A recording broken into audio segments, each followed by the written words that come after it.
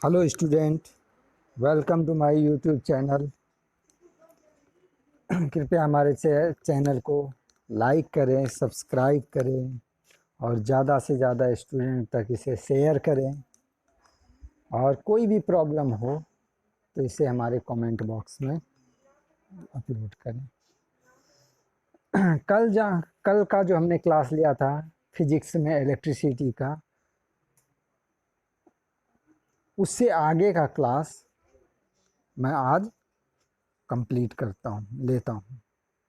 कल का जो क्लास था वो था रेसिस्टर इन सीरीज, कैसे हम रेसिस्टर्स को सीरीज वे में अरेंज करते हैं। आज का जो क्लास है वो है रेसिस्टर्स इन पैरेलल, कि हम रेसिस्टर्स को पैरेलल वे में कैसे अरेंज करते हैं। तो now we start our class. The resistors are connected in parallel. The resistors are connected in parallel. The potential difference across each resistor is the same. जितना भी रेसिस्टर्स हैं इनमें पोटेंशियल डिफरेंस सब में सेम होता है, but the main current I, जो main current है इसका, जिसको हम आई से डिनोटेट करते हैं, split into I1, I2 and I3 throw किसके जरिए हम इसे वो करते हैं, R1, R2 and R3 respectively. Understand it? So the resistors are connected in parallel. The potential difference across each resistors in the same. जितने भी रेसिस्टर्स हैं उसका पोटेंशियल डिफरेंस सबों का सेम होता है, but the main current I, जो इसका मेन करंट आई है वो ब्रेक डाउन होता है, डिफरेंट वो अलग अलग रेसिस्टर्स में अलग अलग तरह से फ्लो होता है, जिसको हम डिनोटेट करते हैं I1, I2 and I3 throw resistors R1, R2, R3 respectively. तो इसे हम फिगर के जरिए इसे भी समझ सकते हैं। तो जैसे रेसिस्टर्स को हम यहाँ पे कैसे डिनोटेट कर सकते हैं, जैसे 1/R total equal to 1/R1 plus 1/R2 plus dot dot dot so on 1/Rn।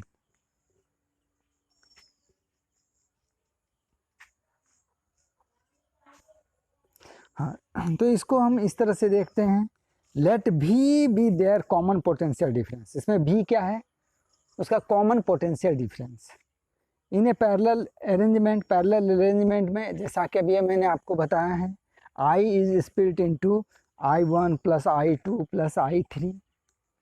अब यहाँ पे हम ओम्स लॉ को यूज़ करते हैं, तो using ohm's law I equal to V by R. Ohm's law क्या होता है, I equal to V by R. तो I1 equal to V by R1, I2 equal to V by R2 और I3 equal to V by R3।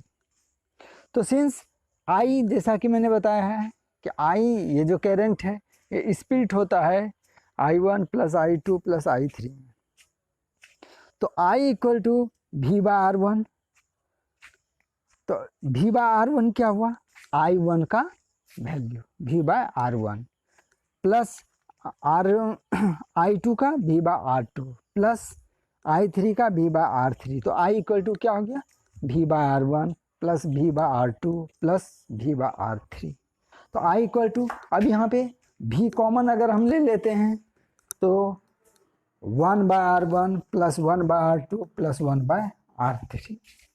तो I by V equal to 1/R1 plus 1/R2 plus 1/R3 equal to 1/R। तो 1/R को हम कैसे देखते हैं, तो 1/R equal to 1/R1 plus 1/R2 plus 1/R3। तो 1/RP resistors in parallel equal to 1/R। R. So where Rp is the equivalent resistance in parallel combination. Rp क्या हुआ? Equivalent resistance in parallel combination and sigma stand of combination. और sigma किस चीज का stand करता है? Combination का. So thus when a number of resistance are connected in parallel, when a number of resistance are connected in parallel, the reciprocal of the equivalent resistance equal the sum of the reciprocal of individual resistance. यहाँ पे क्या हो रहा है? तो resistors को जब हम पैरेलल में कनेक्टेड करते हैं तो जो इक्विवेलेंट रेसिस्टेंस का जो रेसिप्रोकल होगा वह होगा equal to the sum of the reciprocal of individual resistance. So this is called the law of combination of resistance in parallel. जैसे इसी तरह से कल भी हमने बताया था कि law of combination of resistance in series. तो ये हुआ law of combination of resistance in parallel. Now advantages of electrical connection in parallel combination. तो इलेक्ट्रिकल कनेक्शन को जो हम पैरेलल वे में करते हैं उसका एडवांटेज क्या है? फर्स्ट, इलेक्ट्रिकल अप्लायंसेस इन पैरेलल कॉम्बिनेशन वर्क इंडिपेंडेंटली. वो स्वतंत्र रूप से काम करता है. जो भी इलेक्ट्रिकल अप्लायंसेस को हम पैरेलल कॉम्बिनेशन के जरिए कनेक्ट करते हैं. दूसरा, each electrical appliances gets the same supply voltage. Gets the same supply voltage. जितना भी इलेक्ट्रिकल अप्लायंसेस होगा वो एक समान में वोल्टेज को एब्जॉर्ब करता है. Third, as a resistance is reduced in parallel combination. जबकि यहाँ रेसिस्टेंस को हम रिड्यूस कम करते हैं पैरेलल कॉम्बिनेशन में. So therefore current from the power supply is high. तो यहाँ पे जो करंट सप्लाई होता है वो हाई होता है. पावर जो सप्लाई होता है वो हाई होता है.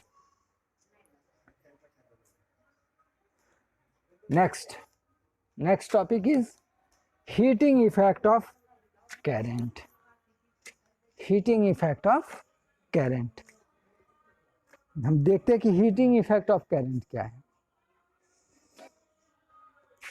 When an electric current is passed through some metallic wire, say nichrome wire. जब कोई इलेक्ट्रिक करंट को हम पास करते हैं किसी मेटालिक वायर से,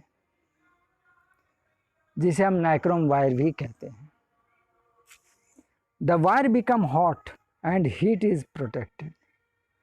तो वो वायर क्या हो जाता है? गर्म हो जाता है. और हीट क्या हो जाता है? यहाँ प्रोटेक्टेड. तो this is called heating effect of current. इसे ही हम क्या बोलते हैं? Heating effect of current. So the potential difference V, जिसे हम भी से डिनोटेड करते हैं, V is defined as the amount electric work done in moving a unit charge across a circuit. क्या हुआ पोटेंशियल डिफरेंस? पोटेंशियल डिफरेंस को हम कैसे डिफाइन कर सकते हैं?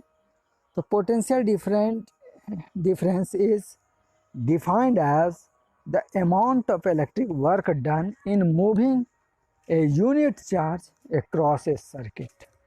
उस सर्किट के जरिए जो unit of electric current flow हो रहा है. सो दस मैथमेटिकली हम इसे मैथमेटिकली कैसे शो कर सकते हैं? So P D equal to electric work upon charge. Potential difference equal to क्या होता है? Electric work upon charge. तो V equal to W by Q. W electric work और Q चार्ज. तो W equal to V into Q, W equal to क्या मानते हैं, V into Q.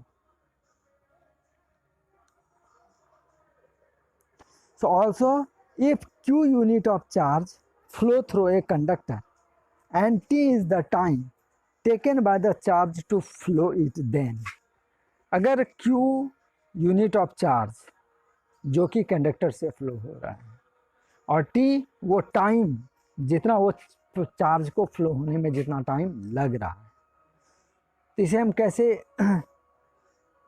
Understand कर सकते हैं, I equal to W by Q और Q equal to I into T. तो अब यहाँ पे ये इक्वेशन 1 और ये इक्वेशन 2 हो गया.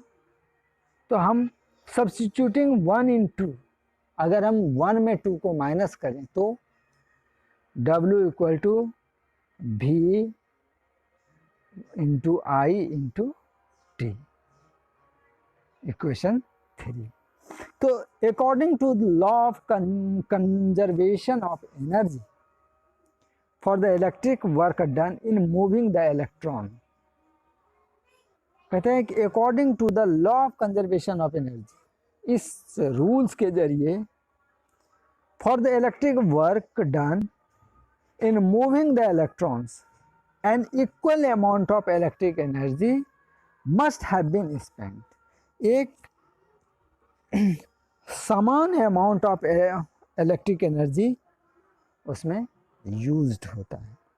सो electrical energy consumed is equal to the electric work done by the electric current. क्या है, इलेक्ट्रिकल एनर्जी जो कंज्यूम हो रहा है वो इलेक्ट्रिक वर्क डन के बराबर कंज्यूम हो रहा है. और कहाँ कंज्यूम हो रहा है, उस इलेक्ट्रिक सर्किट में. So E equal to W equal to V into I into T. If R is the electric resistance of the conductor, if R is the electric resistance of the conductor, then according to Ohm's law, तो Ohm's law में हम इसे कैसे कर सकते हैं, V equal to I into R. तो substituting 4 in 3, यहाँ पे ये इक्वेशन 4 हुआ. इक्वेशन 4 को अगर हम 3 में सब्स्टिट्यूट करते हैं तो we get the electrical energy as E equal to I R I T, E equal to I R into I T equal to I square into R into T. तो E equal to I square R into T. तो heat is produced due to the collision of the flowing electron with the vibrating atom of the conductor and its electron.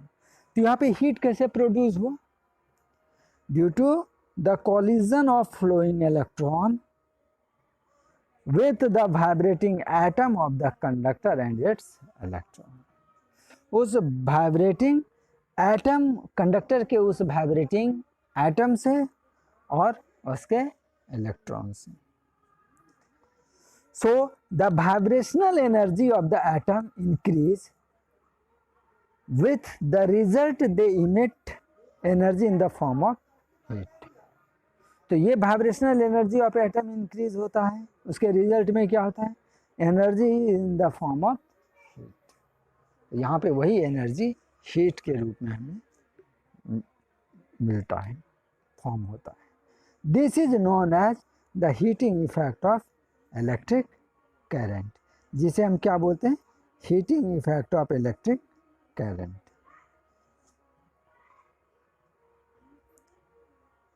Okay, तो कृपया अगर हमारा ये video आपको पसंद आया तो इसे लाइक करें, सब्सक्राइब करें, ज़्यादा से ज़्यादा स्टूडेंट तक इसे शेयर करें. और कोई भी प्रॉब्लम हो तो इसे हमारे कमेंट बॉक्स में डाल दें, कमेंट बॉक्स में डाल दें. Okay, bye.